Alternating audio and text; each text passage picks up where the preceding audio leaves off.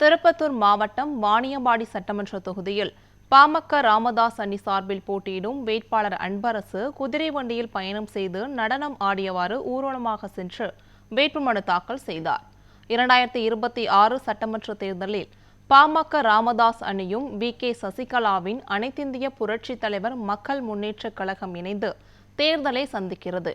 இந்த நிலையில் வாணியம்பாடி சட்டமன்ற தொகுதி வேட்பாளராக பாமக ராமதாஸ் அணியில் இருந்து பாமக வேட்பாளராக மாவட்ட செயலாளர் அன்பரசு அறிவிக்கப்பட்டார்.